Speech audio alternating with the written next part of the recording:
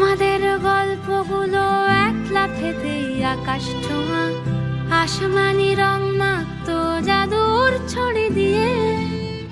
বোবা সব মুহূর্তদের শুনতো কথা চুপটি করে, বলে নাকি ঘর বানাবে রামধনুদের নিয়ে।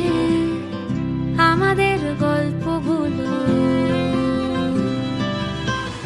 আমাদের গল্পগুলোর লাগাম ছাড়া স্বপ্ন ছিল, ভোরে তার চকচকে রোদ বৃষ্টি ছিল।